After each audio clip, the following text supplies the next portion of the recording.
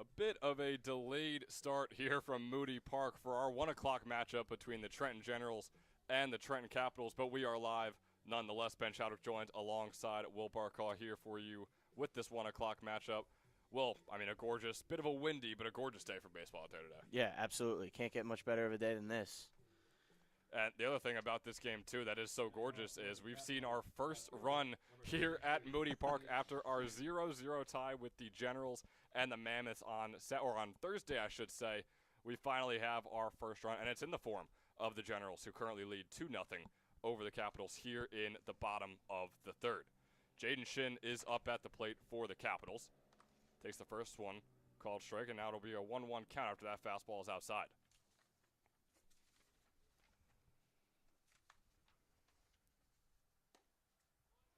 Yeah, there's a bit of a pitcher's duel on Thursday evening.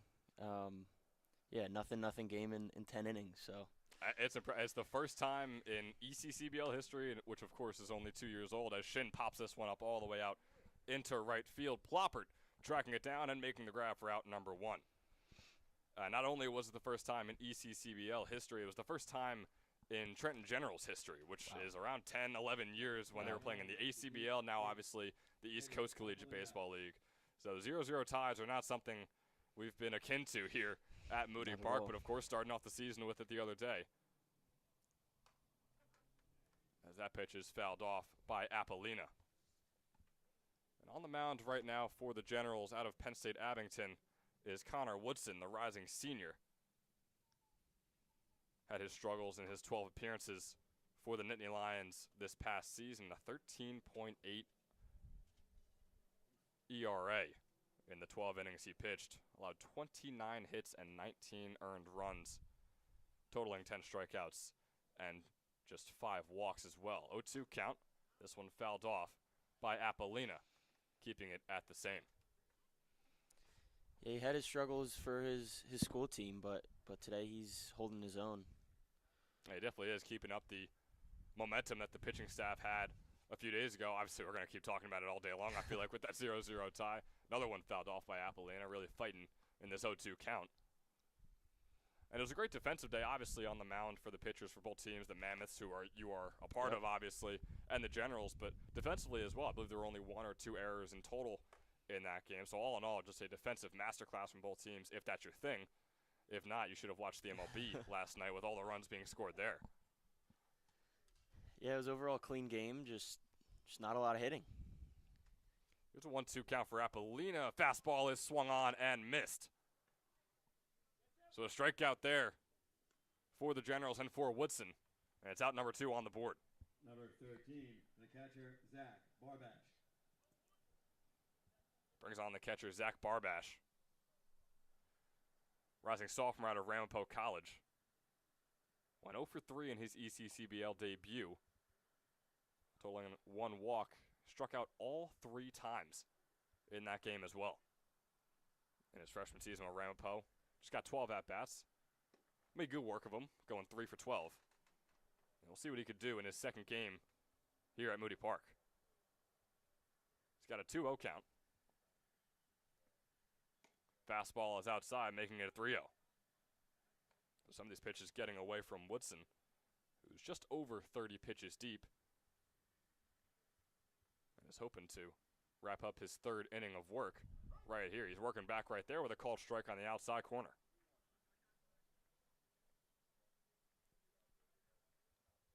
And Will, as a baseball player yourself, when you're facing a 3-0 count, do you kind of make that predetermined notion as this one's flied out into right field? Plopper makes another catch for out number 3. Do you kind of predetermine, I am not swinging regardless? Or if you just see a meatball right down the middle, can you change that mindset? Or Personally, I usually have a predetermined. It's really based on the situation. Early in the game, my first at-bat, just trying to see some more pitches and kind of get a feel for that pitcher. And later on in the game, if you are facing a pitcher who you know can easily find the strike zone, who you know is a tough one to work against, if it's 3-0 and you see that strike come in, is that kind of situation where you would swing on? Yeah, definitely. Especially at this level, playing college baseball, you only get so many good pitchers in an entire game.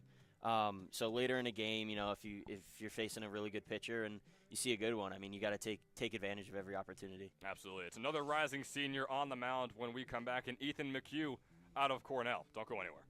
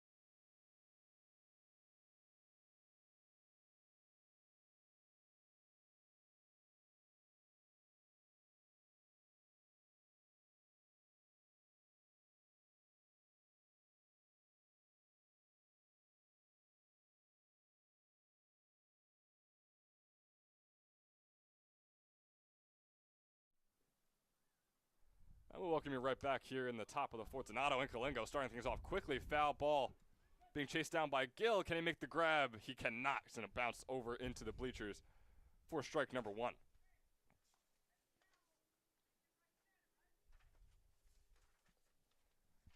And Donato Incalingo, another Penn State Abington guy, a rising junior.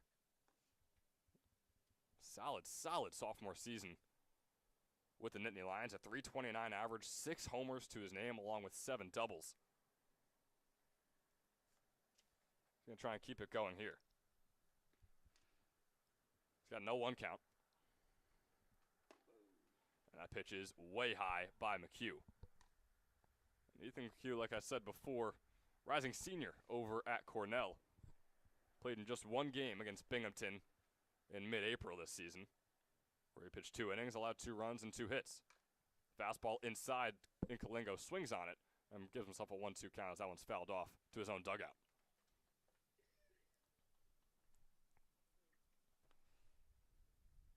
I will ask you the question about the 3-0 count before, about your mindset going into that. For a 1-2 count or an 0-2 count like this, is there another kind of predetermined notion where if it's not all the way outside and you can't obviously tell it's a ball, you're swinging regardless? Yeah, I mean, I wouldn't say there's really a predetermined notion, but my mindset kind of going into a 1-2, 0-2 count where you're down in the hole, just anything close. You can't leave it in the hands of the umpire, especially early in an early game like this, where you don't really have a feel for the umpire's zone. You just got to swing at anything close and just try and stay alive for another pitch. And not to get you in trouble with any of the umpires, maybe at your Gettysburg games or even these ECCBL games, but do you kind of have to play the umpire in some games where you can kind of tell after a couple innings, like, man, this guy is calling a really, really tight strike zone, or he's just calling strikes all over the place, where you have to kind of change the way you are at the plate? Yeah, absolutely. I mean, if the umpire has a big zone and you know that going into your at bat, then early in the count you don't have to be too. You don't have to change your mindset too much. You're still looking for your pitch and sitting on what you want to drive. But later in the count, if you're down, you got 2 strikes, maybe even like 1-1. You can't be as selective. You can't look for the exact pitch you want. If you see a pitch that you like, that you might not swing at earlier in the count, you still got to go for it. And especially with 2 strikes, you just got to expand your zone a little bit. We talked about how you got to battle back from a 1-2 count. Incalingo did that, brought himself into a full count 3-2, but swung on and missed. So a swinging strikeout to start off the 4th inning here for McHugh. And that's going to bring on Landon Hallett. Hallett coming fresh out of Pennington High School. He's headed to Franklin and Marshall next season. Batted nearly 400 for Pennington this past spring, along with 4 doubles, 2 triples. Led the team with 27 RBIs. And this one's going to go right over the head of Scrow and out into left center. And Hallett will get himself on base for the first time today. For the second time today, rather, I should say. Yeah, and I played with Landon for a few years in high school. I went to the Pennington school. We played high school, and he was an amazing teammate and an amazing player. and obviously a bit of an age gap too between you two. But could you tell for him as a freshman or sophomore, like, damn, this guy is gonna be absolutely. something special? Absolutely. Yeah. I mean, we were always fighting for that highest batting average on the team spot, even with him as a freshman. Yeah, he was always a ball player, and I knew he was gonna turn out to have some good talent. He stole 20 bases this past spring with Pennington. Steals one right there as well. It's a 0-1 count here on C.J. Wisniewski.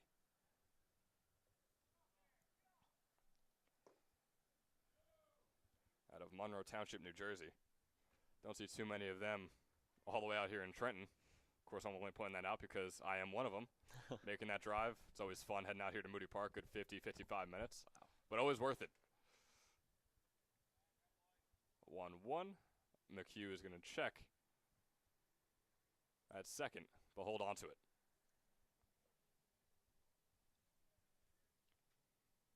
Wisniewski, rising redshirt junior at NJIT, fouls that one off right into his teammate. Doherty had to avoid that one as it heads towards his own dugout. It's a 1-2 count for him. Wisniewski in this redshirt sophomore season went just 3 for 32 with NJIT. 2 of those 3 hits were doubles, and he was able to rack up 3 RBIs as well. But still hoping for a bit of a bounce back this summer. 1-2, fastball low and in the dirt. Off goes the runner, and he gets himself safe on third.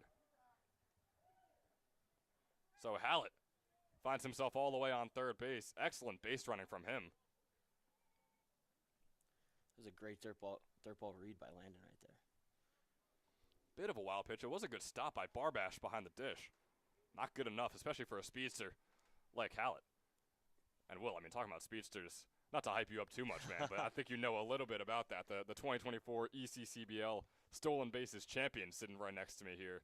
So is there like an art to base running that you could kind of just fill our listeners in just about some tips and tricks maybe you'd give them or maybe you'd give a young kid who is trying to develop and improve his base running as that one swung on and struck out? Yeah, absolutely. I mean, I think the biggest thing is, well, I mean, there's a few big things. First one is just being locked in every pitch and being ready, whether you're stealing, you know you're going to steal that pitch, or if you're not, you're just staying still, but you got to read the pitch, read the pitcher. But if you're looking to steal, I think it's all about timing. You don't have to be the fastest guy on the field to steal a bunch of bags. I mean, if you watch the pitcher every pitch, you're going to get a feel for his timing and also about picking your counts. I mean, if you're going to steal on a 2-0 count, you know, that might not be the best idea. You know the pitcher's going to throw a fastball and the hitter's looking for his pitch to swing on. But you know, if you're looking to steal maybe like a 1-2, 0-2 count where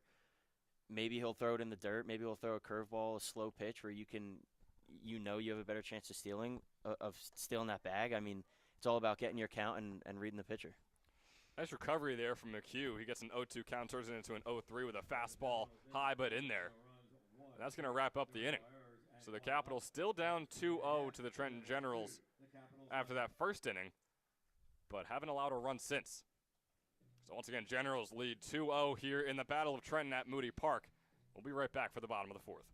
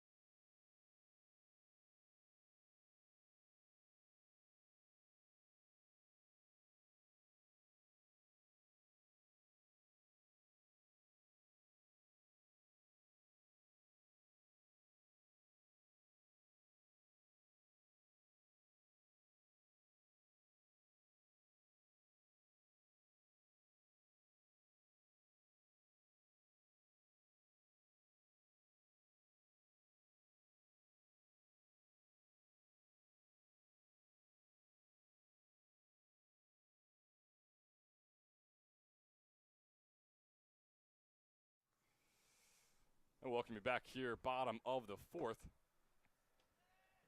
Up at the plate, Joey Dida on the second pitch, flying that one out to center field. Canopazil makes the catch, and the first out is on the board. Number 15, center fielder, Carl Wisman.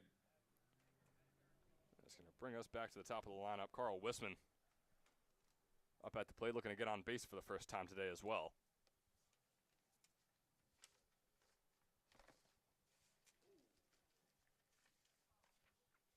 First pitch going to be a ball for Wisman, heading into his junior season at Immaculata University.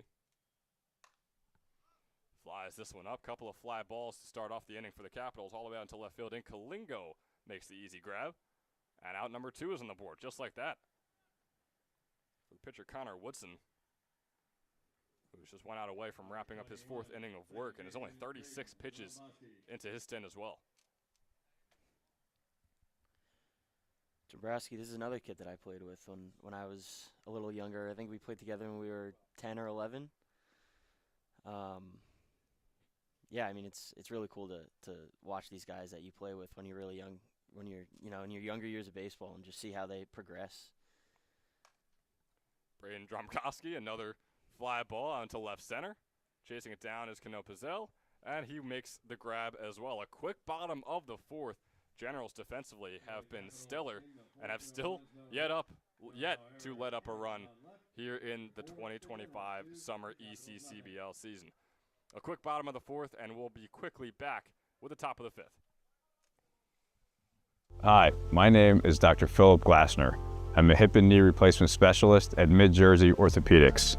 We're a multi-specialty orthopedic practice with offices in Flemington, Bridgewater, and Washington, New Jersey. We have 18 fellowship-trained specialists to take care of you from your neck down to your toes. We offer conservative management such as bracing, therapy, and injections through surgical interventions as well. Our goal is to keep you active and healthy and get you back in the game. We also offer on-site digital X-ray as well as MRI.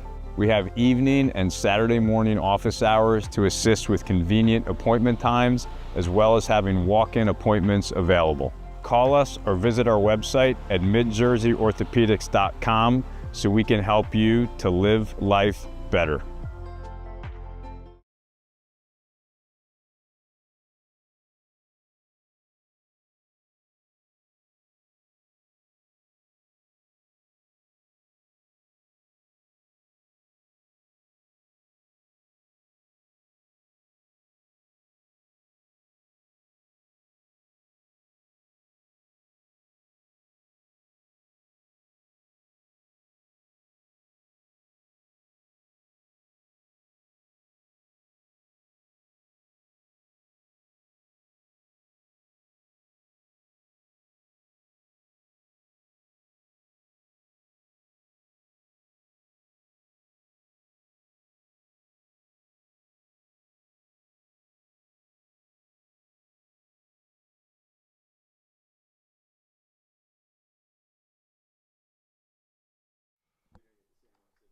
Welcome you back into the top of the fifth. Jack Ploppert up at the plate, 8th in the order.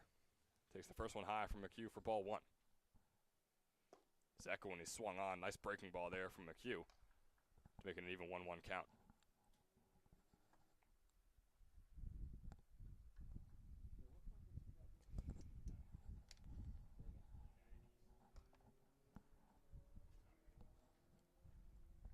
So McHugh nearing 70 pitches here today. Nothing too crazy as he's in his 5th inning of work.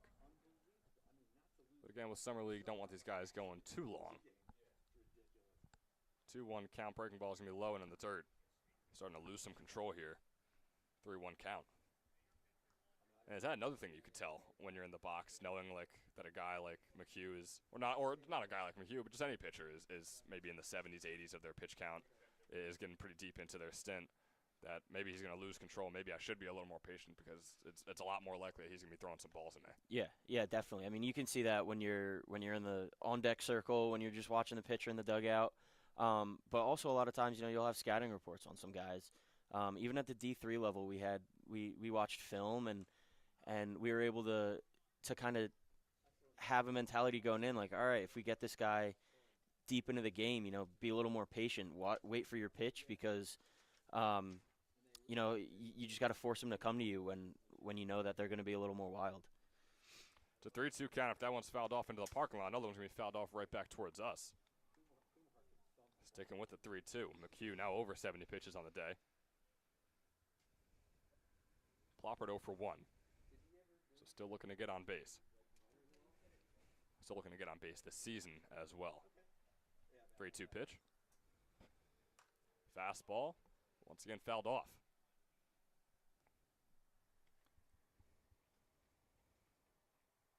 So Ploppert's sticking with it. And boy, just to humor me, I mean, I got a baseball player up here. I might as well keep asking you questions. Absolutely, keep them coming. 3-2 count like this. I mean, you're fouling off ball after ball after ball. You're sticking with it. As this one's 3-2. Looked like he might have went around. And they're going to say he swung, so a swing and a miss there, swinging strikeout. But that kind of goes to my point.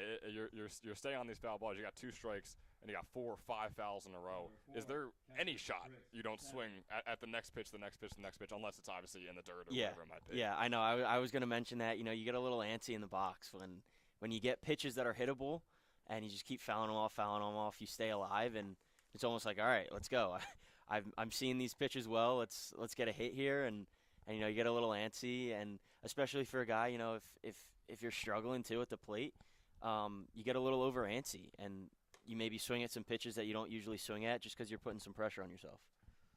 It's Chris Salmon up at the plate, the lefty hitter. He's got a 1-1 count. Another guy who's looking to get on base for the first time this season, went 0 for 4 last Friday. 1-1, breaking ball. And he's going to do just that. Out into right field, Dida is going to kneel down, make the grab, but not before Salmon finds his way onto first. I don't know if you noticed it, but he's using one of those new torpedo bats. He is? So. Yeah, what are your thoughts on that? I've never swung one, but they definitely look interesting. It makes sense too.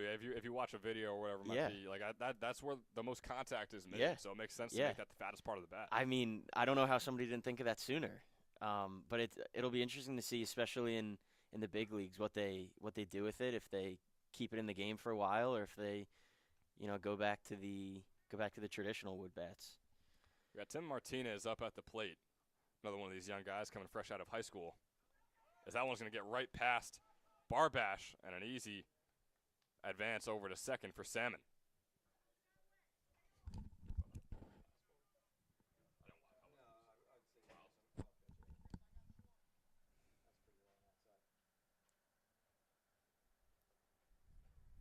So you got Salmon on second now, runner in scoring position.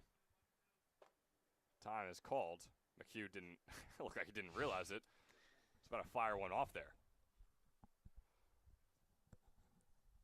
Martinez went just 1 for 4 on Friday for the Generals. Standing at 6'4", 175. Headed off to St. Peter's next year. Another one's low and in the dirt. That fastball's inside from McHugh. It's a 2-1 count. McHugh now up to his 80th pitch. It's interesting. The guys coming out of high school, sometimes you can notice it just by the way they play and the pace that they play at. With the new, that was a beautiful throw. Incredible throw right there from Barbash. Salmon thought he can catch him slipping. Clearly could not. He is caught stealing at third, and the second out is on the board. But yeah, you were saying about these young guys. Yeah. The new rules with the calling time, how it counts for a meeting with the coach or whatever you want to call it.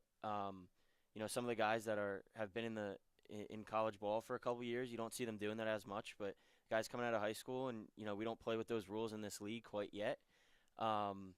It's just interesting to see that.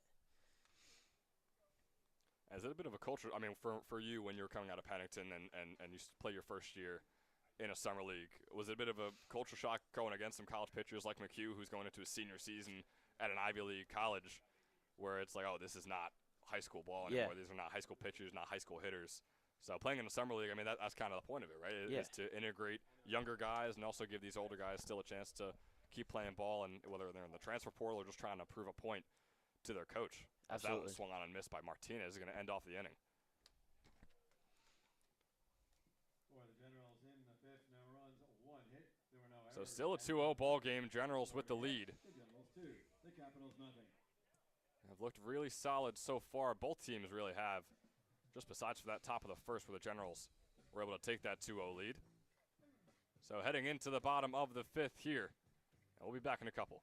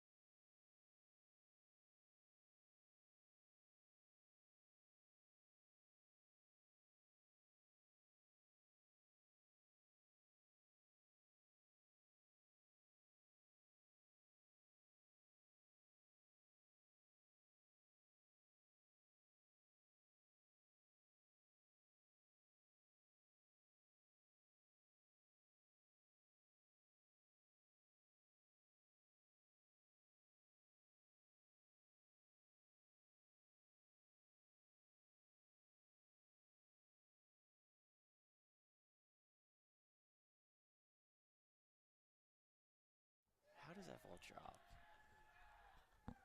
So beating us to the punch right there was Tyler Baraski. As we welcome you here into the bottom of the fifth, Baraski getting a little blooper shot out into right center, getting it fall. On the very first pitch, he finds himself on first.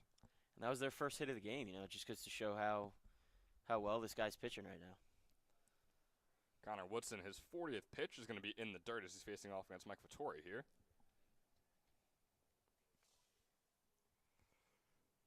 Vittori went 2 for 4 with a double and 3 RBIs on opening day. So not too shabby of a start for the rising redshirt sophomore over at Belmont Abbey College. Standing at 6'4", at a .342 average in his redshirt freshman season this past spring. He's got a 2-0 count. Baraski on first, make that a 3-0. So an at-bat that's getting away from Woodson just a little bit here. He's looked really solid thus far. Could be a rough start, and it will be. He's got 2 runners on with no outs after that first pitch single, and now this 4-pitch walk.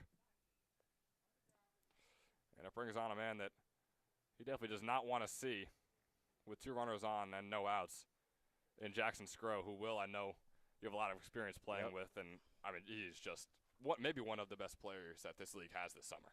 Yeah, I mean, Jackson Scrow, I've played with him a couple years, and I played against him in high school for a couple years. And, yeah, it's one of those guys who you love it when he's on your team because he's such a good ball player, but he's also such a great guy, you know, great in the locker room, great in the dugout. Just, you know, you can tell he loves baseball, but he's one of those guys where you don't want him on the other team because he's going to do damage to you. And, you know, we saw that. We played against him and at Gettysburg.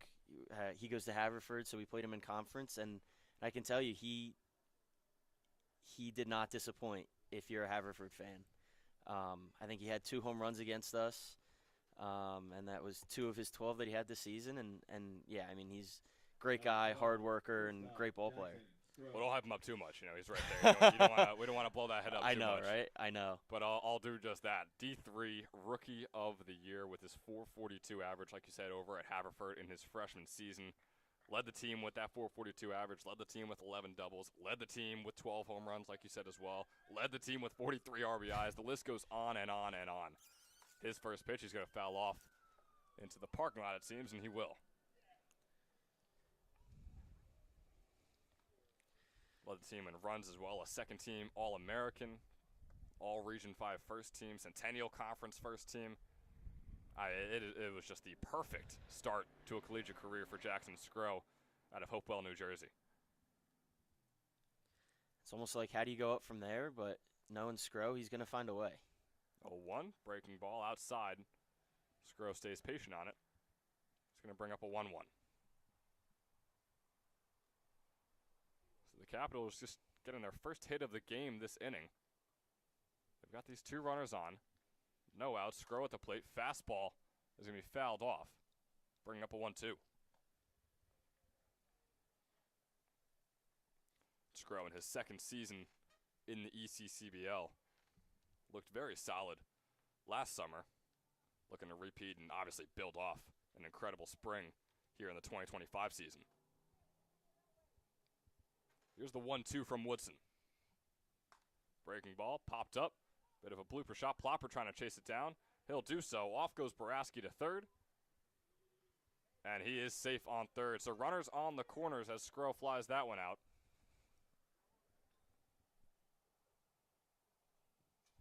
Number 3, third baseman, Jack Gill. It's going to bring up Jack Gill. But regardless, it is a big out for Woodson in this Generals defense. Of course, Boraski does advance over to third base. But regardless, you get rid of one of those dangerous hitters on this team. It's always going to be a big one. Wow. Boraski, they're going to say left early off the second base bag. So he is out.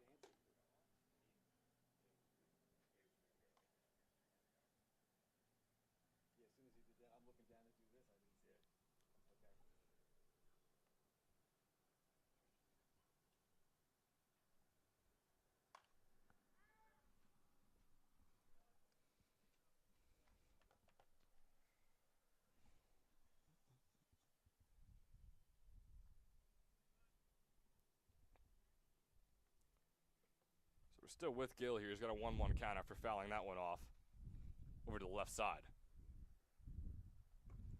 Breaking ball was close to being in there. Not close enough, though. It's going to bring up a 2-1 count. It's a tough one for Gill to deal with.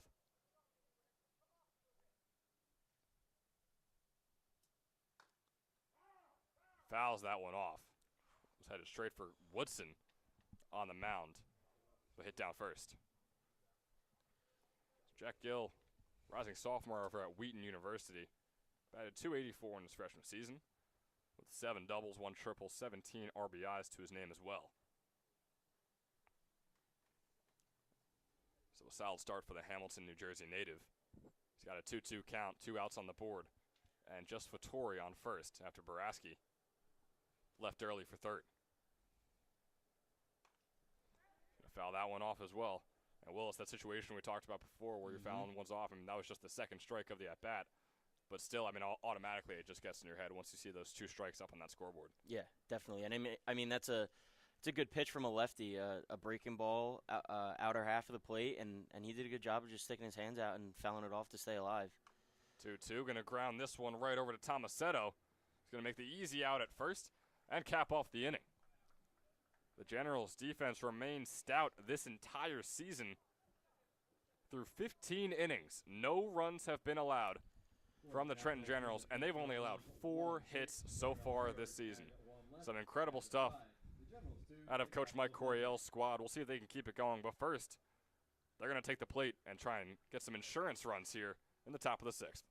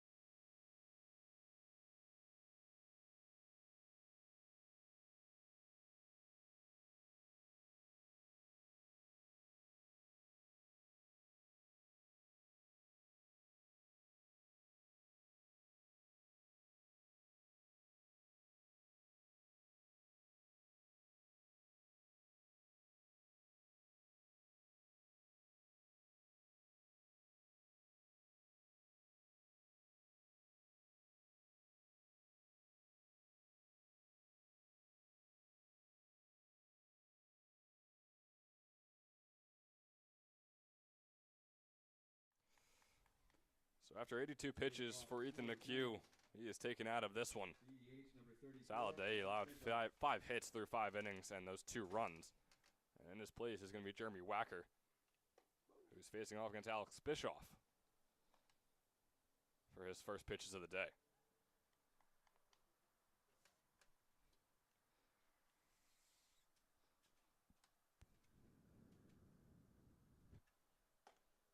Fastball is going to be in there, making it a 1-1 count. Solid pitch from Wacker.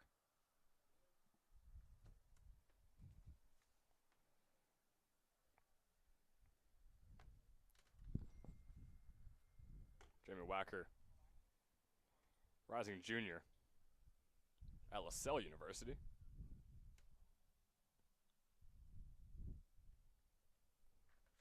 Standing at 5'8", 155 on the mound. He's got 2-1 here with Bischoff, who fouls that one off. And Will, what is the adjustment process sort of like when a new pitcher is put into the game that you have to face? Do you kind of grow accustomed and used to the pitcher you're facing before, and it's sort of a struggle to change and try and figure out this new pitcher, or do you think it's pretty seamless? Yeah, I mean, I think it's big when, especially if you're the first guy up, you really got to take advantage of the few warm-up pitches he's throwing, just kind of get a feel. And, again, you have scouting reports on the guy, but it is a bit of a different mentality, especially if you're that first guy coming up. You might have to take a few more pitches than you usually would, and maybe you're a little more selective, get the pitch that you want because you don't really necessarily know how he's throwing or what he throws. And that first guy for Bischoff is going to fly that one out over to Dida, so the out number 1 is on the board. And also, it's really your responsibility as the first guy up, whether you get out or if you walk or something like that, relay the information of what you saw back to your dugout, because that's really valuable information. How he's throwing, arm slot, if you can pick anything up right out of his hand, it's information that's honestly like a game changer for your teammates. And how important is that walking back after you fly out or after you strike out, whatever it might be, with a new pitcher, with a pitcher you're used to, talking to that next guy out, the guy who's on deck, and talking to the dugout about what to expect heading into the next at-bat? How important would you say that is to guys and to yourself when someone else does it for you? Yeah, I mean, it's really important because that first time through the lineup, nobody really knows what to expect. So it's big just to, if the guy has some run on the ball, if you can pick something up out of his hand. And, as the hitter, it's really easy just to, put your head down and kind of, not want to talk to anybody because, flying out, striking out, whatever, it doesn't feel good. But you got to realize, you got to do what's best for your team and relay that information because at the end of the day, it's not only going to help them, but it's going to help your team win the game. So. See how Nick Tomasetto can adjust, and he adjusts pretty well. He's 2 for 2 on the day, and now has gotten on base in all 3 plate appearances after that 4-1 walk. And Tomasetto, in the South Division, at least the only Power 5 player the South Division has, or used to be a Power 5 player, I really should say, played 2 seasons at Rutgers, New Brunswick, is currently in the portal looking for his next team. Batted .218 with the Scarlet Knights this past season with 3 doubles and a couple of home runs. So it brings on Thomas Cano-Pazel. Center fielder is 0 for 2 on the day, so complete opposite of Tomasetto. Batting third in the lineup, Tomasetto is off to the races, and it's a bit of a wild pitch from Wacker. Forced Barbash to get out of his stance and have to make that grab, make the stop. So Tomasetto quite easily is safe there on second. And he had a good jump on the lefty. You could see that he was going first move, which is it's another thing for stealing bases. I know we were talking about earlier. Some people think it's harder to steal bases against lefties, but I think the mentality is so much simpler stealing against a lefty. For me, it's if he lifts his leg up and I want to steal, like I'm going. Whether he comes over or he goes home, you don't stop running. You run straight to the bag. And if the ball beats you, the ball beats you. Is there a certain point? I mean, obviously you kind of are watching the pitcher the entire time, is there a certain point you look for exactly where his foot rises up to, where you know, all right, I'm going, because there's a pretty good chance there's no shot he even thinks about throwing it to second Yeah, right here? I mean, for me, if I'm stealing against a lefty, I go right when he lifts his leg up. I don't. To me, if he goes over, um, he has to make a good throw to the first baseman. First baseman has to create a lane and make a perfect throw. Where, in my mind, I'm quicker than that. So to me, I go first move, whether he comes over or goes home. But if you aren't going first move, a really good thing to look for is most lefties when they go to the plate, their front leg will cross the point of the rubber where they have to go home. So if they do come over, you get that bag either way, whether you beat the throw or it's a balk. So that's a big thing to look for, whether his foot crosses the rubber. And then also, sometimes they'll have a tell if their hips start going towards home, then that's how you know that they're going home. But the foot crossing the rubber is a big thing that most guys look for. And I'm about to bring that up. I mean, you just told me your mental process of when you take off for a second. But do you see the reasoning, or do you find it worth it for maybe some guys to wait to see the exact point of where they know, all right, if he throws it to first or second, it's going to be a balk, so let me now go? Do you see that as more worth it as a base runner, or would you just do, obviously, what you just said, where right when that leg is lifted up, I'm gone? Yeah, I mean, I think personally, I like the mentality of just when he lifts his leg. I think it's a more surefire way of getting that bag, especially if you pick the right count and you can pick up on some of his sequencing. Usually, if you think he's going to come over, you're not gonna go. You're gonna maybe wait for the next pitch or wait for a better count. Yeah, I mean, personally, I like the first move, but really it's preference. If you're not comfortable doing it, and you're more comfortable doing the other way, then it would be more beneficial for you and your team. Sonato Incolingo at the plate had a 1-1 count, flies that one out to Wisman in center field. It's going to advance Tomasetto over to third, so it's runners on the corners here for the Generals.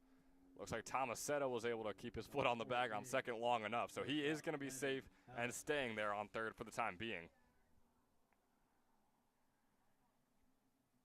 And just out of curiosity, I mean, if you're watching the Women's College World Series, I know Texas just took down Oklahoma, and they were able to steal home on one of those plays where right when the catcher throws it, I mean, obviously you got to take off. That seems like a whole different world. I mean, obviously first to second is the usual and is what most people do, or what most people are used to when you talk about stolen bases. But has it ever even crossed your mind in a game? Have you ever done it in a game where you have been able to steal home? Yeah, I did it playing for the Mammoths last season. I took home on a very similar play. Catchers sometimes get into a rhythm where they get, you could call it lazy, you could call it comfortable, but they just kind of flip it back to the pitcher. They stay on one knee, and yeah, they don't really pay attention to you. So. Well, I mean, there's no one better to talk to about stealing home, stealing second, stealing third, whatever it might be. There's a whole lot of more of that going forward when we come back in the bottom of the sixth. Generals lead 2-0.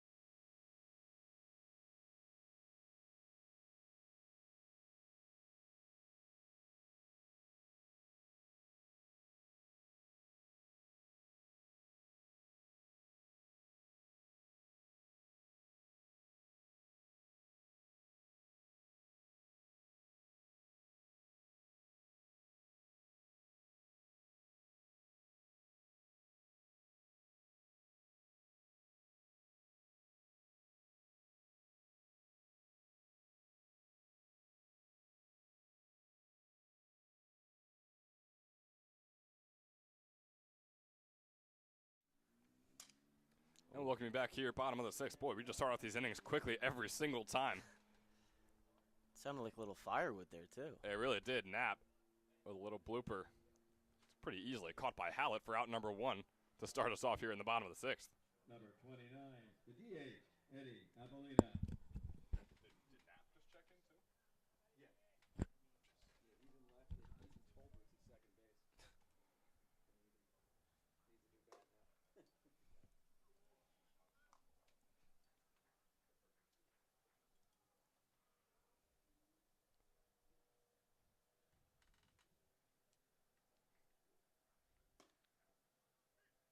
Now with one out on the board, Eddie Apolina, the right-handed batter, up at the plate.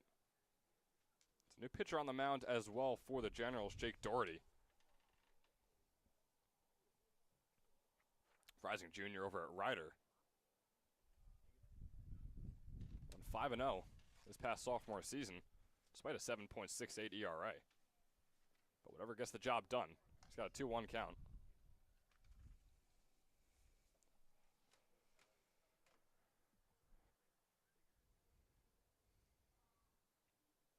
Apolina walked earlier, is 0 for 1 at the moment. He's got a 2-2 count after that fastball is low, but in the corner.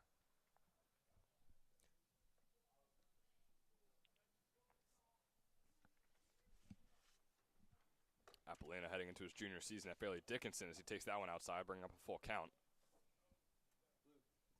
Went 1 for 4 on Friday, and in his sophomore season, went just 1 for 11 with 6 strikeouts. He's got a 3-2 count here, 1 out on the board. A bit of a broken bat there as this one's going to go foul.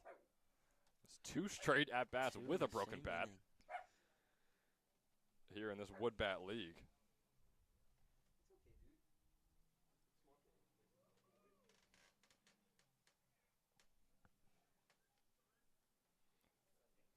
That's another thing that some of these guys do have to adjust to with the full wood bat league and the summer league. Mm-hmm. What is the main? I mean, obviously there's some obvious differences when it comes to metal, composite, or wood. But what would you say for you is the main difference? And do you have to change up the way you swing and the way you play your game at all for a wood bat league? Yeah, I mean, I think the big thing is just the ball doesn't jump off the bat the same way that it does a metal bat. And I mean, you can see that with the way the outfielders are playing. You know, we had that on Friday in our game. And even today, they play a little more shallow than they usually would, just because the ball doesn't fly off the bat like it usually does. But, you know, you see a lot of guys using bomb bats, and that's about as close to a metal bat as you can get for a wood bat. It's the composite, and the ball flies off those bats. That's such a large field we have here, too, at Moody. I mean, left field's 330, center field 400. So for you, I mean, for a guy who loves just speeding around the bases, is that something you sort of like more, where if you're able to find that gap perfectly, I mean, you're getting a triple in a park like this? And Yeah. Who knows? Maybe you get an infield home run. Yeah, Or I in mean, the park home run, rather. it's definitely fun, you know, running the bases. But you know, I think for most guys, they like that pop. But you know, I don't mind it. Getting a little bloop single, stealing second, stealing third. I mean, that's my game anyway, so it doesn't really change much between a wood bat and a metal bat. Oh, yeah, absolutely. So 1-2 count we got here for Zach Barbash. Batting in the 9 hole of this 10-hitter order. Barbash going to fly that one sky high. Lacara chasing it down. Lacara, his first inning of work wearing the catcher's gear. And it makes his presence known a little bit for out number 3 of this 6th inning. Heading into the 7th pretty quickly, moving along here in this game between the Trenton Capitals and Trenton Generals. The Generals still hold a 2-0 lead. And we'll be right back with the 7th. Hi, my name is Dr. Philip Glassner. I'm a hip and knee replacement specialist at Mid-Jersey Orthopedics. We're a multi-specialty orthopedic practice with offices in Flemington, Bridgewater, and Washington, New Jersey. We have 18 fellowship-trained specialists to take care of you from your neck down to your toes. We offer conservative management such as bracing, therapy, and injections through surgical interventions as well. Our goal is to keep you active and healthy and get you back in the game. We also offer on-site digital x-ray as well as MRI. We have evening and Saturday morning office hours to assist with convenient appointment times, as well as having walk-in appointments available. Call us or visit our website at midjerseyorthopedics.com so we can help you to live life better.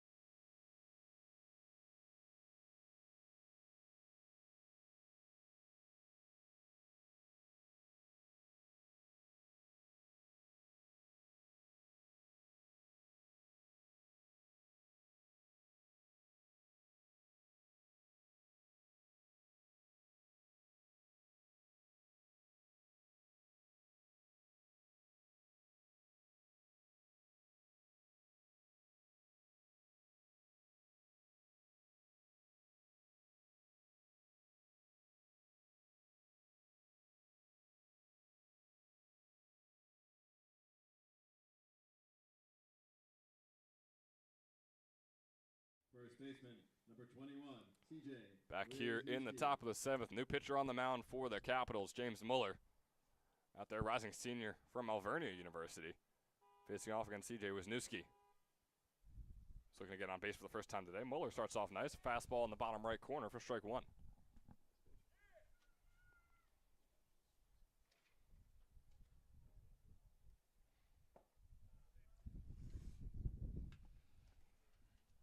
Next pitch is going to be a ball. There's only 20 pitches for Doherty. As now Muller already out there. He's got a 2-1 count.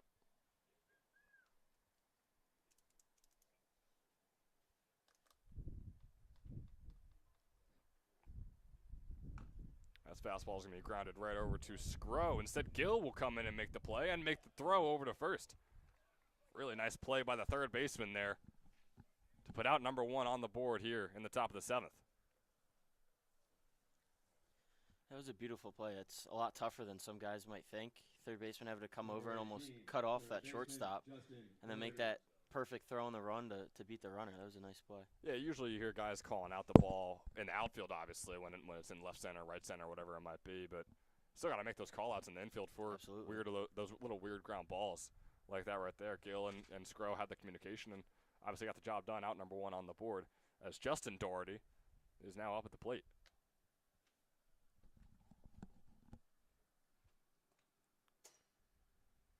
It's Alvernia on Alvernia here. These guys obviously very used to each other. Doherty a rising sophomore, and Muller a rising senior. He's got 2-0 count. Make that a 3 after that fastball is inside and low. Muller this past season made just 3 appearances and pitched 4 innings. He allowed 2 earned runs and 3 hits in those 4 innings.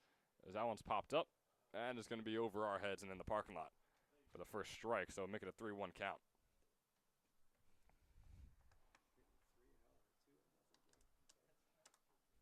And who would you say has the advantage, if there is any at all, in a matchup like this for 2 guys who play for the same college and are now facing off against each other in a summer league? Because that one's going to go right over to Gill again. Can he make the throw over? He cannot. It goes past the first baseman, Fattori. Off goes Doherty to second, and he is safe there.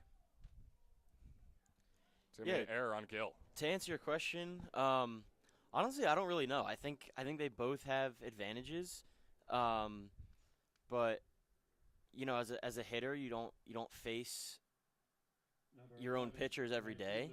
But the pitcher does get to see you hit every day, and you know they get to watch you in practice and in the games.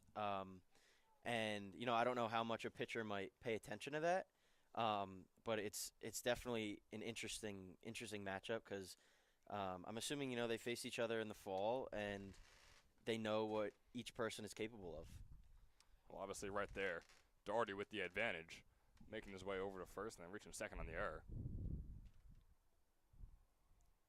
It's a 1-0 count here for Jack Ploppert. Batting 8th in the order, taking on the 1-0 pitch. After a couple nods from Muller, I guess that fastball in there for 1-1.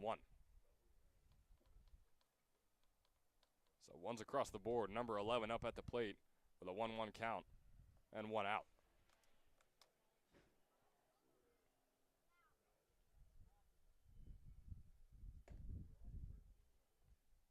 Doherty taking some big leads over there after each pitch.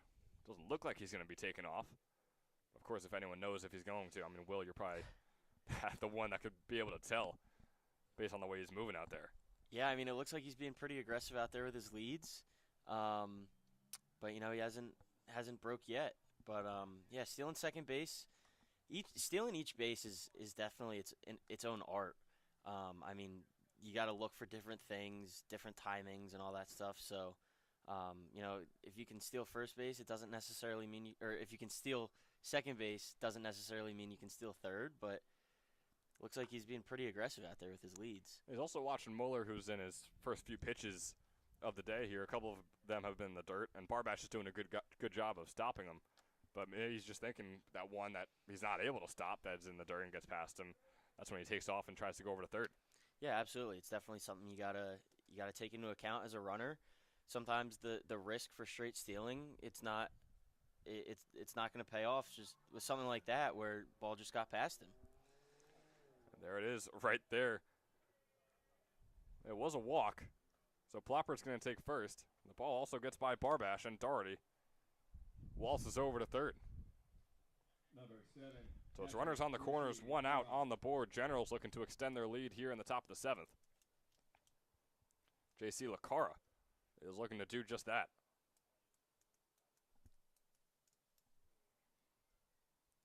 The first in-game action he's seeing in quite some time. Swinging a miss there on the first pitch, which was way outside and in the dirt. But Lacara, in his freshman season at Randolph-Macon, did not see any time. And in his senior season at Allentown High School was the last time he saw game action. He batted .230 for them with a double and a home run on the season. 13s across the board when it comes to runs, RBIs, and walks. A bit of an inerrant pitch or an inerrant throw over there by Muller. Doherty easily comes home. Ploppert advances to second on the error. And just like that, the Generals hold a 3-0 lead over the Capitals here in the Battle of Trenton.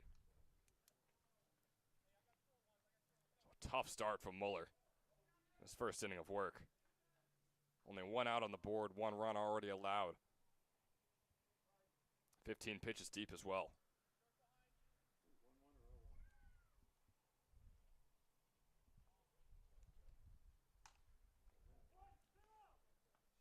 This one grounded over to Dromboski, who makes the throw to Vittori. And out number 2 finally is on the board there. And not to beat this whole base running thing to death, but errors like that, I mean, just getting used to that. Is that more the coach kind of seeing the field for you and telling you, hey, that ball's way gone, way past the fence, you got to go? Or is that something where you're still able to tell as a base runner where you should be and when you should be there? Yeah, I mean, it's a little bit of both. You know, nobody knows your speed better than yourself. So I think as a runner, you're able to tell kind of just, you know, since you're facing that way, you can see that ball skip, but once you're heading to second, you have no idea what's happening behind you, so you gotta pick up your third base coach on that to see, you know, if you're able to get to third, because sometimes that ball skips farther than you might think, and you can be a little more aggressive. Tim Martinez grounds this one over to Gill. Gill nearly makes the third out, and he will. Vittori had to jump up and grab it, came off the base, but still made the tag for out number 3, but not before the Generals extend their lead. 3-0 they lead over the Capitals. Right on off their 6th hit of the game here in the top of the 7th. We'll see you in the bottom.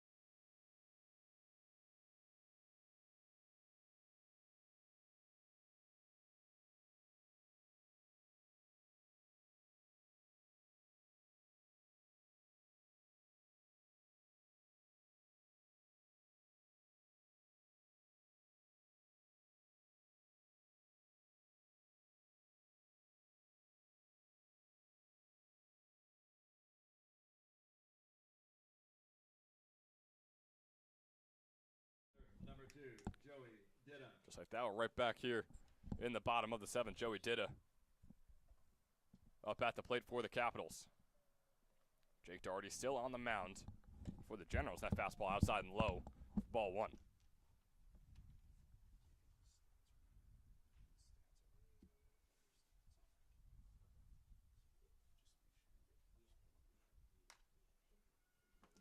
This one flown out.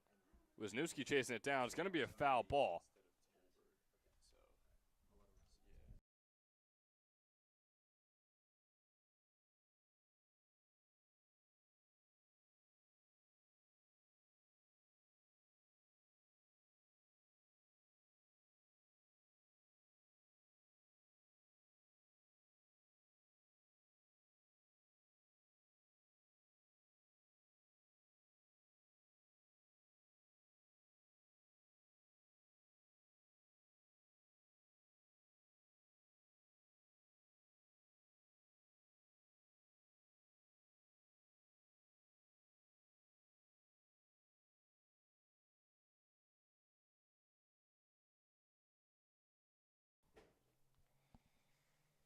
We got 3-1 count for Didda. That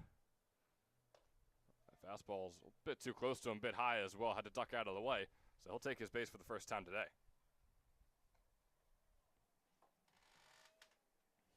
Number 15, center fielder. So Didda gets on. Wisman.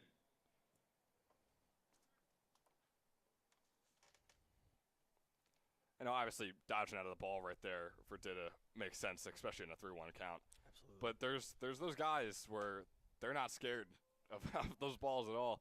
I believe I can't come up with the name right now, but the D2 or D3 champion from a year or two ago was the. Do you remember the name? But I'll think of it in a minute. But yeah, they racked up the the most hit by pitches like by far. Yeah. And I mean, getting on base is getting on base. Shout out to Moneyball. So they were able to get on base and they used it to their advantage. And they said the coach said he looked at guys and there was and in the interview process or whatever they would do, they would say, hey, are you scared to take a 95 mile per hour to the back? And they were like, and if they said no, I'll do whatever it takes to win. Then they were on the team and then ended up winning the championship. Yeah, so it was Misericordia. Misericordia, exactly. Yes. Yeah, and I think there's definitely a method to his madness. I mean, base runners are base runners, and especially if it's that first batter of the inning. You see it at every level, college, professional, high school. If you walk or hit that first batter, there's a good chance you're scoring that inning. It rattles the pitcher, and it gives your team momentum. And you hear a lot of guys saying hitting is contagious. And if you have momentum, if your team has momentum, it's just going to carry over from batter to batter. So I think there definitely is a method to that madness. And you know, like you said, a 3-1 pitch like that, when it's up and in or whatever, you know, it's not worth it. You're going to get on base either way, but especially if it's 2 strikes or 1-1 or something like that, and the ball's coming at you, sometimes you just got to take one for your team and take it to the back or the leg or whatever. 2 straight 4-1 walks for the Capitals to start off this bottom of the 7th. That fastball, nice one. There's a really good-looking one from Doherty. Finds the bottom left corner.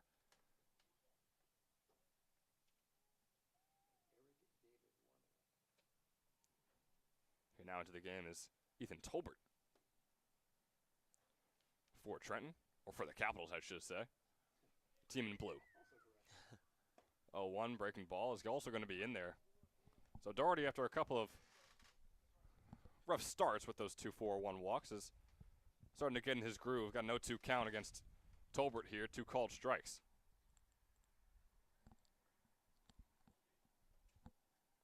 Staring down Didda at second. Here's the 0-2 pitch. Swung on over to Hallett.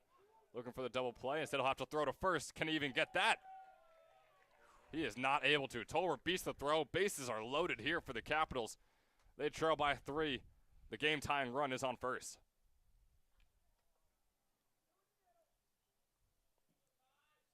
Number 7, the EH. Man, you talked about running it out before. How about that showing by Tolbert getting all the way over to first, beating out the shortstop Hallett.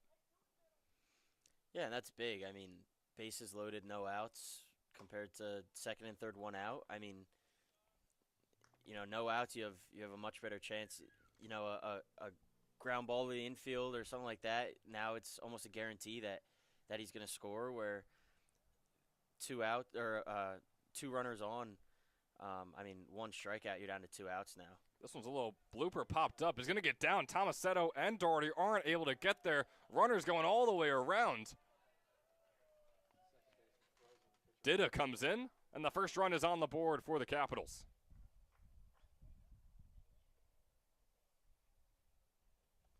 And the bases stay loaded. 3-1 Trenton leads.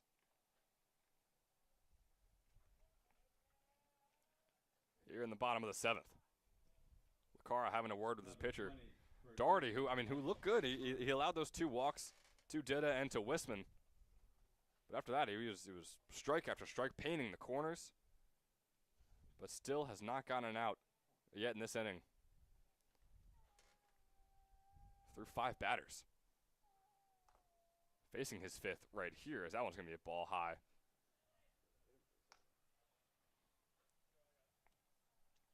And we were talking about the hit by pitch whole thing before. So for you personally, is that something where, let's say you're in an 0-1, 0-2 count, you see one coming for you, and you're like, this is going to hit me. Are you dodging out of the way, or it does it depend on the scenario almost? I mean, it depends on the scenario, and it's almost instinct. I mean, I think it's something you really have to work at to not get out of the way.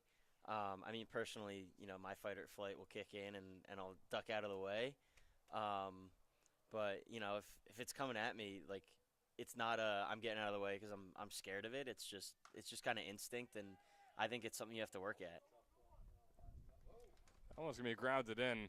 The out will be made, getting Fattori out at first, but not before another run scores for the Capitals. Wisman comes home, and it's a 3-2 Generals lead here in the bottom of the 7th. Number 12, shortstop, Jackson Scrow. And it brings on that name that we seem to just love talking about. A guy you've known, like you said, for a while. He's got a great opportunity.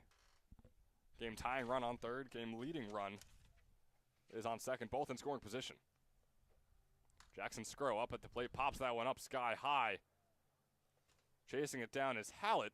Not really chasing it down, maybe moving 2.5 steps over to his right. And he'll make that grab for out number 2. So Scrow now 0 for 3 on the day. Pretty unusual for the D3 Rookie of the Year. Jack Gill.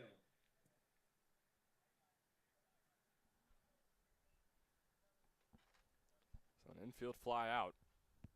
Gill looking to keep the momentum going here for the Capitals, trying to at least tie this one up. First pitch, fastball just barely outside for 1-0.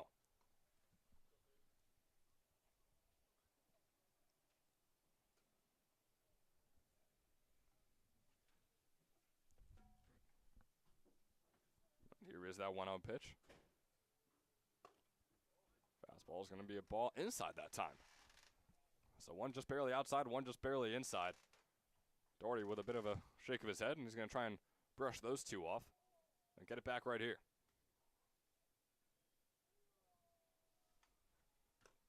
And that fastball's high, so a 3-0 count. In danger of loading up the bases against Gill, and talked about it before, 3-0 count. For you and for a lot of other guys, 3-0 count means you're not swinging that bat no matter how slow it's going, no matter where it is in the strike zone. Yeah, I mean, it really depends on some guys, and, I mean, looked like a good pitch to swing at, but in this scenario, I think you got to be smart, and I think you got to take that pitch right there, so I think he did a great job with that. The fastball was low and to the left, so it's a 3-1 count after that one was in there.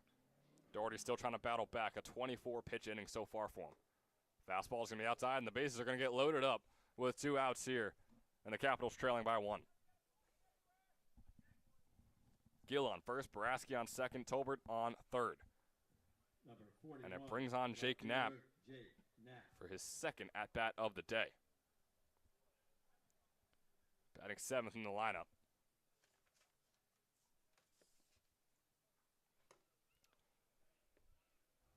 Knapp just wrapped up his redshirt freshman season over at Raritan Valley, is currently in the transfer portal, just like a few of these other players we have in the ECCBL this summer. He's a .315 hitter with an .899 OPS over at Raritan Valley in Region 19. He's got a 1-1 count.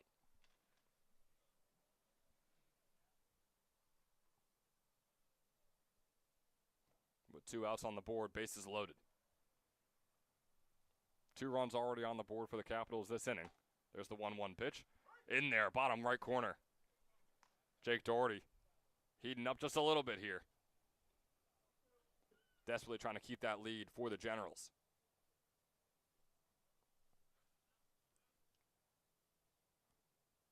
Here's the 1-2. Swung on. Doherty looking to make the play. He cannot.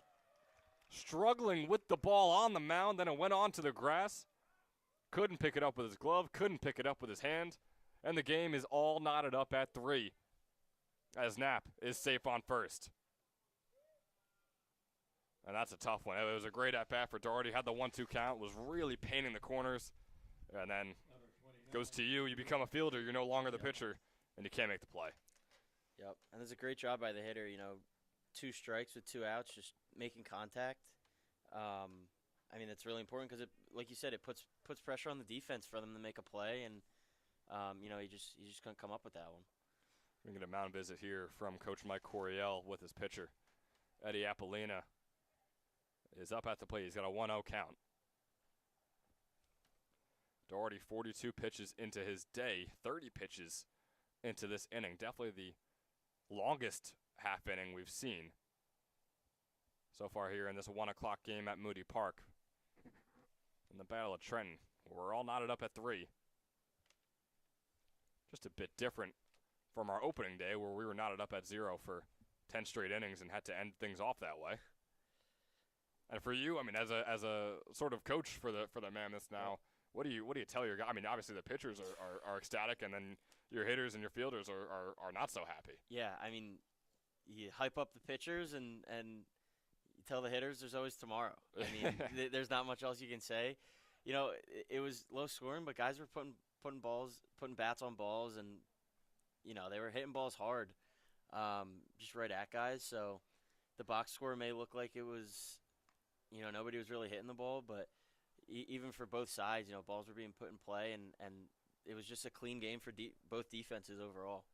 So like one of those football games like the Rams-Chiefs I know from a few years ago where it's Yep. 54 to 49 or whatever. If you're the offensive coordinator, you're saying, and of the losing team, you're saying, hey guys, I mean, you were perfect out there. If you're the defensive coordinator, you're thinking about quitting. You're thinking about retiring right there on the spot. Yep. Like, you don't know what to do with yourself. Yeah.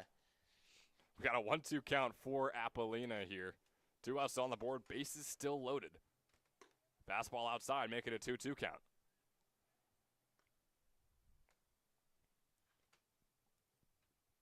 So early on in the season, Generals looking to get their first win of the season. Capitals looking to make it a 2-0 start. Oh, that one going all the way at Apollina's head. We saw his fight or flight right there, and it was definitely flight. He was not he was not leaning into that ball at all. Yep, and especially a ball at your head, you want to get out of the way of those. Yeah, think Those about the you don't wanna longevity of turn. your career. Exactly. Yeah, Exactly. sure you got the game possibly winning run on third, but Yep. let's think about playing baseball for a few more years. Exactly. 3-2, fouled off. You got Knapp taken off, all the guys taken off, of course, with a full count, bases loaded, and 2 outs on the board.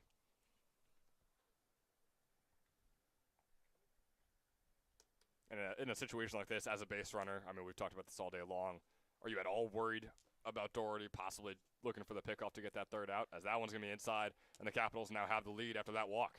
Wow. Yeah, I mean, definitely on third base, you got to make sure he goes home, and it's not as important on third base, being in motion, but definitely if you're on first and second. First base, it's pretty easy to tell with a righty, but second base, it's pretty easy for the pitcher just to turn around and do a little inside move. So you got to make sure he goes home. So yeah, it's definitely something you got to think about. He's going to bring on the catcher, Zach Barbash, here for the Capitals. 0 for 2 on the day. They now hold the lead 4-3. Ooh, that one just barely outside. Base is still loaded, 2 outs still on the board. Doherty, his 50th pitch coming up right here. Fastball that Barbash sort of had to dodge out of the way of, but called a strike 1.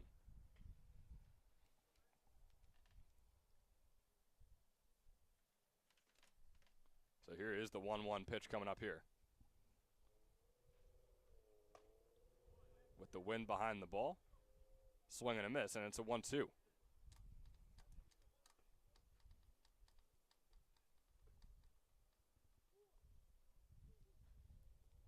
Doherty desperately trying to get out of this inning, in which he's allowed 4 runs. That one's popped up and fouled into the parking lot. Our thoughts and prayers to any cars out there, as they usually are. Looks like we're all good. But, I mean, we got to put a sign out there just saying, hey, please do not park in the obvious parking lot. Yep. Park on the grass out back. Exactly. Even the grass out back, you're kind of still in the danger zone, but at least you got danger zone, trees yeah. and you got something to break a ball that might be coming towards you. It's a swing and a miss there by Barbash. Doherty able to escape the nightmare inning in which he threw 40 pitches, the longest half inning of the day. Capitals lead 4-3. How the turntables as we head into the 8th.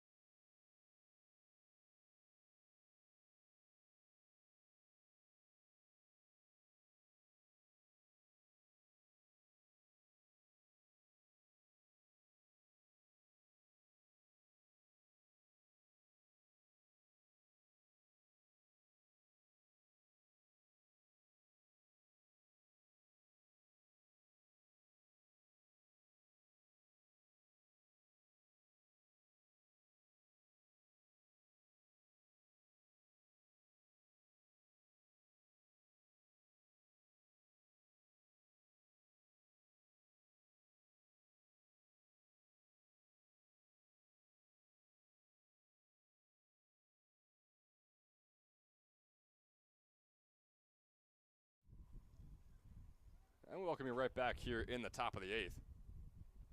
The Capitals, all of a sudden, hold a 4-3 lead. Alex Bischoff, top of the order. Up at the plate here is 0 for 2 with a walk. He's got no 1 count. Make that a 1-1 after that ball gets right past Barbash. So all of a sudden, every inning since the first, the Generals were looking to add on some insurance. And now, looking to try and come back in this game. There's a swing and a miss there by Bischoff. So he's got a 1-2 count. On this gorgeous day in Moody Park here in Ewing, New Jersey. 1-2, breaking ball just a bit high. Bring up a 2-2.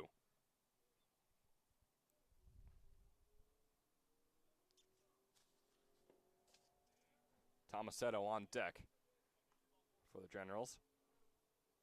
One of their most dangerous hitters. Definitely a guy you want to put someone on base for. That's what Bischoff's going to try and do right here. 3-2 count. Swung on, goes right over to Scro. He makes the throw to first, and an easy one at that. So the first out on the board here in the top of the 8th.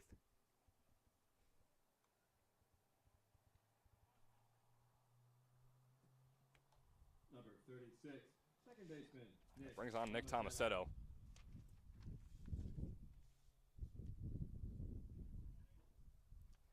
Who, as we mentioned before, in the transfer portal at the moment.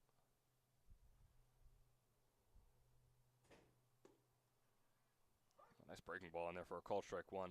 And I know you've been at Gettysburg for your entire collegiate career, but of any friends or teammates you know that have gone into the portal looking for their next team, what is that experience sort of like for a guy who especially Tomasetto, Power 5 playing for Rutgers and is now looking for his next home. Yeah, I mean, just from talking with guys, it kind of sounds like it's the recruiting process all over again. I mean, you got to hop on Twitter, post your stats, send out emails. But I mean, some guys, they just let their play do the talking, and you know, they say if you have talent, like, coaches will find it.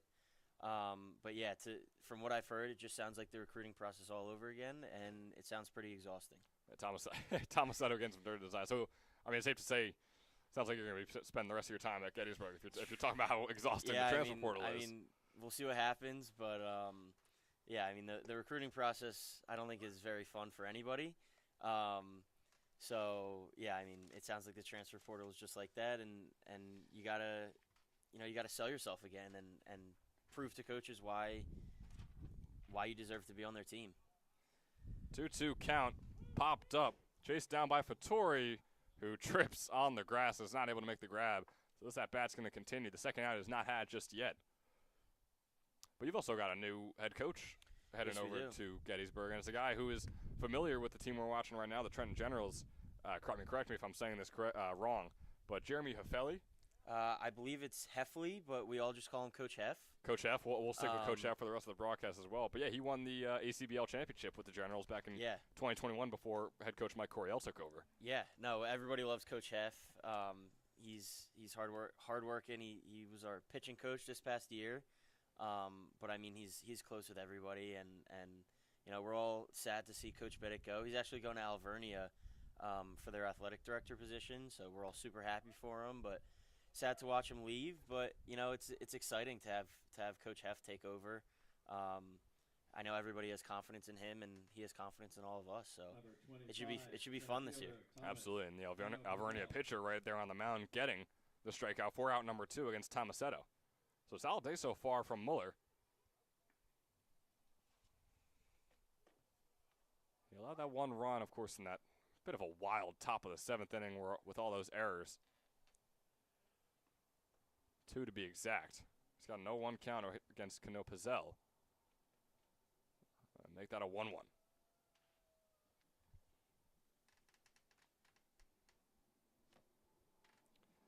Muller looking to cap off his 2nd inning of work. Here's the 1-1 pitch. Fastball is going to be in there for strike 2. So a bit inside.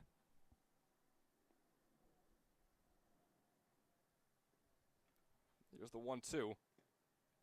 Is going to be down and in the dirt.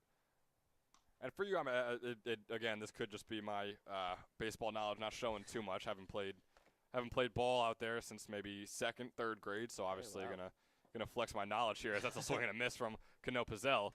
But for those inside strikes and outside strikes, or inside balls and outside balls, is it tougher, do you find, to hit those ones that are more on the inside than the ones outside? Yeah, I mean, it looks like it's coming right at you, and a lot of times when you see guys swing at those, it might be a protective swing, like, you know, it looked good initially. I already committed, so I just got to protect myself here.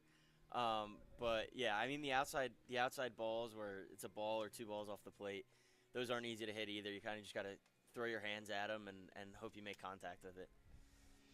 Well, the Generals are going to have to throw their hands at some pitches coming up when they're back at the plate. But for right now, the Capitals looking to get some insurance for the first time today. We'll see it when we're back in the bottom of the 8th.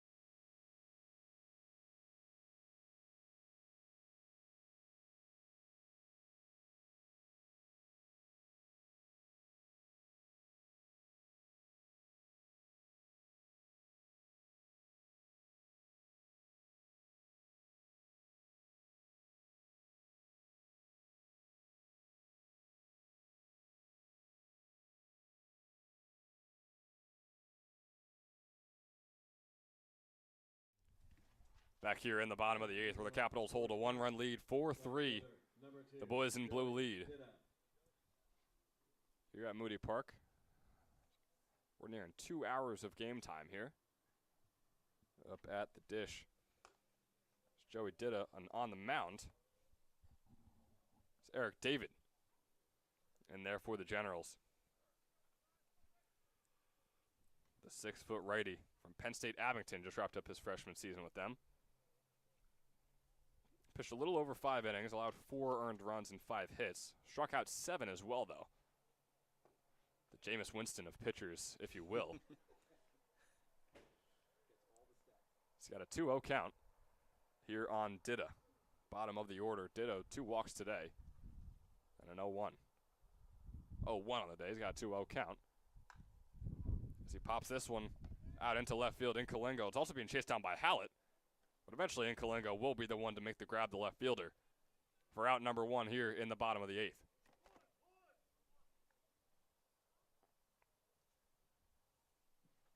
So some good hustle, I guess, by the shortstop Hallett. Racing over there, but Kalingo seemed like he was in control the entire way through.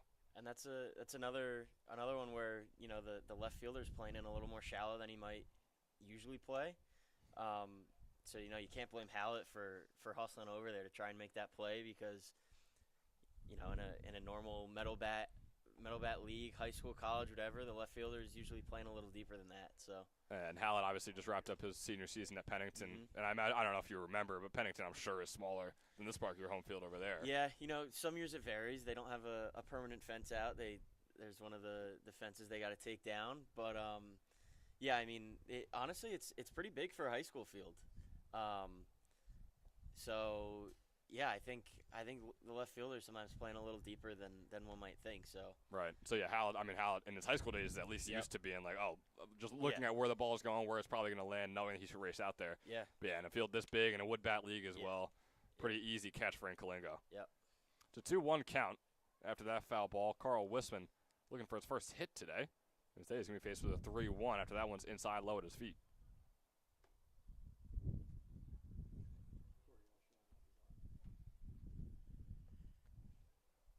Got 1 out on the board.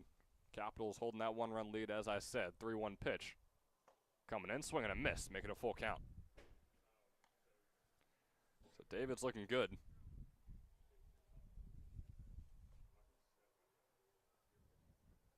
From Fairless Hills, Pennsylvania. So a bit of a drive over here to Ewing. But a swing and a miss right there by Wisman. And out number 2 is on the board.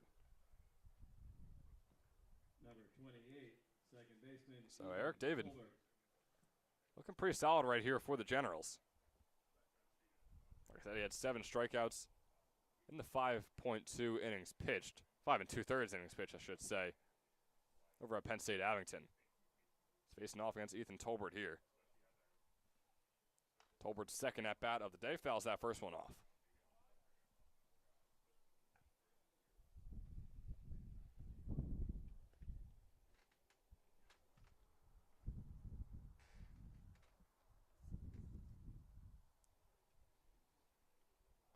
Tolbert's first game of action here with the Capitals as he pops that one out into left field in Kalingo.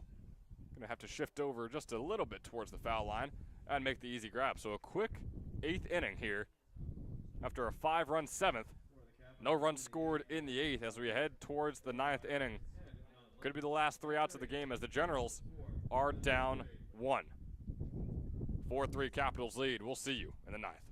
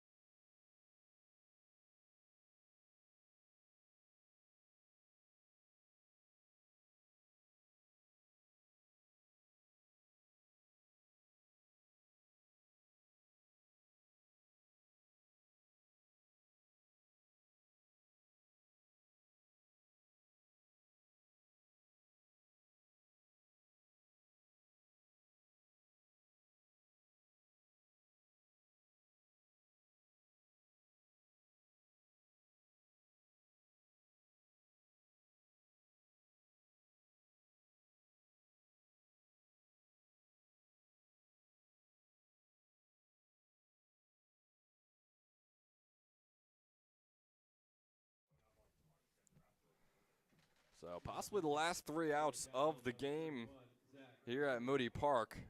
Game 1 of 2 today, as the Kings and Mammoths will be facing off at 4 o'clock. And on the mound now for the Capitals, the closer, if you will, Zach Kasurka. Played in 4 games actually. 1 2/3 innings pitched, in which he only allowed 1 hit, but 3 earned runs. And that 1 hit also being a home run, so it never helps. But what we were talking in the break when we saw Kasurka go out there over at Gettysburg, Yes, where he is. he just wrapped up his freshman season. Yes, he is. So what did you see from him in his freshman season? I know you were just talking about how he had a bit of an injury history, which is why we only saw him for less than 2 innings. Yeah, I mean, he had a great fall with us, just mowing guys down, and it looked like he was going to be, you know, one of the key pieces on our rotation. But I guess some things came up, and he wasn't able to. But yeah, I mean, great player, hard worker, one of the nicest kids on the team. Yeah, I mean, just great guy. One of my close friends on the team too. So I always love watching him get out there and throw. You know, I also mentioned it as well. He only pitched a little over 1 inning, has those 3 earned runs. So if you do want to take some shots at your boy, 16.2 ERA is what he's working with at the moment. We won't hold that against him since he's only thrown maybe 20, 30 pitches. But he gets the strikeout right there, a beautiful breaking ball to put away Donato Incalingo for the 4th time today. Incalingo 0 for 4. And the first out on the board. 2 more to go for the Capitals to try and extend their record to 2-0 to start off the ECCBL 2025 summer. I'm thinking we're going to be seeing some more of this matchup coming this season and the next few seasons, because Kasurka being at Gettysburg and Hallett going to Franklin and Marshall next year. So, you know, this might be a little preview for what we'll see in the next few years. Absolutely. Hallett having a pretty solid day today as well. 2 for 3 on the afternoon. Facing a 1-0 count. That fastball is going to be a bit too high and outside. We'll make it a 2-0.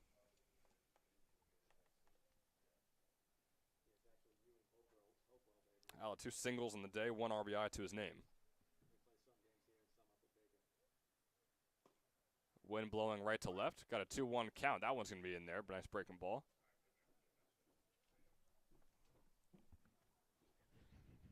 Kasurka trying to close things out here for the Capitals. Here's the 2-1. Breaking ball, swing and a miss there from Hallett. That'll bring up a 2-2 count. Boy, that breaking ball, that stuff he's got on that curveball and those sliders, whatever he's throwing out there, it's working. Yeah, and I mean that's from what I've seen, one of his best pitches, and there it is again. And honestly, I would argue he has one of the best breaking balls on the Gettysburg pitching staff. So yeah, it's definitely exciting for this coming year and the next few years getting to play with him and hopefully play behind him. Yeah, absolutely is. 2 straight strikeouts to start off this 9th inning. A drop third strike on that last one, but the throw pretty easily made. Again, another gorgeous breaking ball. Looked like a changeup on that last pitch there for the 3rd strike. It's going to bring on C.J. Wisniewski, another guy who's struggled a bit today wearing the orange. 0 for 3. And takes that first fastball in there for strike 1.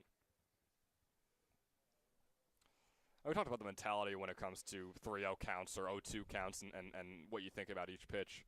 But what about the first pitch, the very first pitch? I know some people sort of don't swing whatsoever on that first pitch. Some people try and always swing if they can. So for you, what might it be? Yeah, I mean, I think I'm always open to swinging first pitch, and personally I like being aggressive and early in the count. And a lot of times pitchers will just do a little get me over, try and get that first strike. So, you know, a lot of times that might be the best pitch that you'll see all at bat, sometimes even all game. So I think it's super important just to always be ready on that first pitch, because the pitcher might not expect it, and you know sometimes the defense might not expect it. They might be sleeping a little bit out there for that first pitch, just expecting you to take it. And how about your boy Zach Kasurka closing things out? See. 3 strikeouts in his first and final inning of work, putting away the Generals after they led by 2 nearly the entire game, led by 3 in the top of the 7th, but a 4-run bottom gets the Capitals the win, improves their record to 2-0. The Generals fall to 0-1-1 to start off the season.